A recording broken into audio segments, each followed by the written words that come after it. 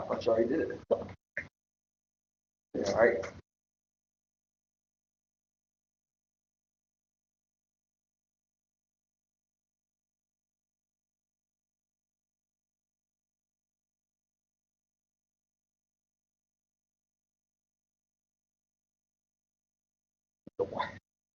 Here.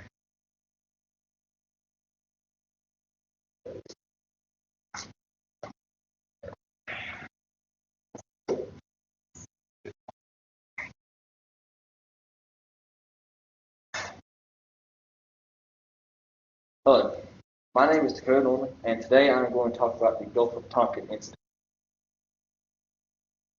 Back in 1964, the USS Maddox reported that it had been attacked by torpedoes and gunfire off the coast of North Vietnam and the Gulf of Tonkin.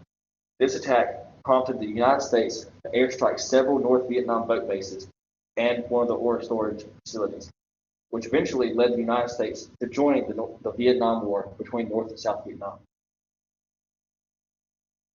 However, the Gulf of Tonkin incident was an event that was faked to let the United States enter the Vietnam War. Before this presentation, I had never really investigated the Vietnam War. I tried to come up with some interesting topics, and I thought this one really piqued my interest. And like this event, there are many other events in the world that people do not really know anything about because they are purposely hidden from the public. Parts about the event I will talk about is the deception about the first attack, how the second attack was faked, and how how they maintained a false narrative for many years after. The first attack happened on August 2nd, 1964.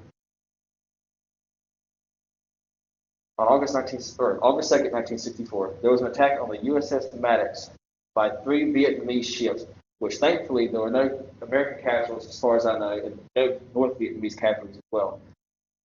According to the release statement at the time, the attack was unprovoked. This is actually far from the truth because the United States has secretly been aiding the South Vietnamese raids on North Vietnam. According to Jesse Greenspan on History.com, the United States has been aiding South Vietnam secretly by providing economic aid, intelligence against North Vietnam, and military advisors and training for their troops. And these here were the kinds of ships that the North Vietnamese used when attacking the Maddox. Now, 2 days after the first attack, Maddox had reported that it had been attacked again, this time with several more casualties. However, according to the official reports made by a huge majority of the sailors aboard the ship at the time, the attack reported to the public never happened. While both the USS Maddox and the USS Territory, which was a ship that was sent to aid the Maddox after the first attack, they had both reported they had that multiple unidentified vessels had been spotted, and they supposedly started firing at them. There was also a storm at the time, which, upon further review by Captain John Herrick, could have been the cause of the event. This can be further proved by how no one shot back at the American ships, and there were no torpedoes seen that day. The same captain also said that they should look over what had happened that day before making any rash decisions. However, as soon as the reports came in, the White House, President Johnson and his advisors at the time had approved for several airstrikes on the North Vietnam bases in retaliation.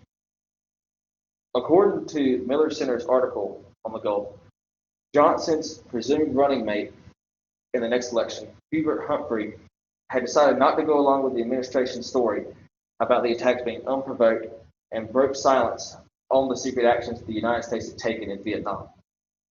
But this never amounted to anything because just a few days later, on August 7th, the Tonkin Gulf Resolution was passed and then signed by Johnson on August 10th. Now, sadly, the truth of these events that transpired back then were only brought to light recently. 40 years later, in 2005, the official reports that were hidden about the incident had finally been declassified, and they showed overwhelming evidence that the attack never happened. Robert J. Hancock here wrote a full article about the events that had happened back then, based on the classified information that was hidden from the public. There was also a letter written by John White, right, who served on the USS Pine Island, which is a submarine that was not too far off from the USS Maddox and the Turner Joy. And he detailed how he knew the attack was fake because of the sailors that he talked to after the attack had been supposedly reported. That's that next day or so. Oh, he also, the letter he wrote was written to the New Haven newspaper in 1967, just 3 years after.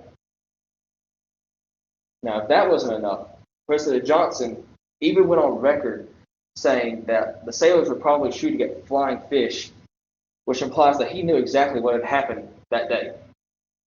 In conclusion, the Vietnam War could have been avoided. However, thanks to the deception about the first attack, a faked second attack, and the United States went to war, and they kept many people or many citizens in the dark with a false narrative for years after.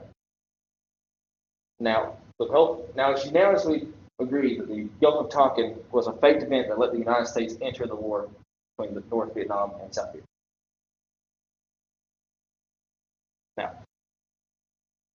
Now, what's your takeaway from this? Personally, I would trust everything you hear. Don't always trust everything you hear from media sources, government. Do your own research beforehand and then form your own opinion before just automatically trusting anyone. Thank you. Any questions?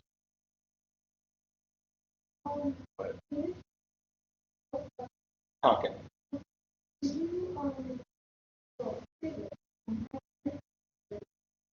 Oh, really? Yeah. It's really interesting to hear that picture. Yeah.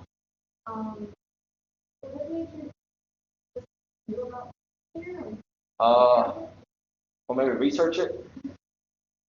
Really, if I'm not mistaken, I think it was either World War II or Vietnam that I had a great uncle that was in. But for this specific one, I was trying to find topics, and I had asked my dad on interesting stuff that not many people knew about. And he suggested this one. Yeah. There was plenty of questions I'm not giving this. That's fine. Fine. Yeah, I knew we were going to get them here. All right. So you're good. All right. Thank you. All right. Good job. Right. Oh, is there any more questions? Yes. Any more? Good. All right. Thank you. Good job. Excellent job.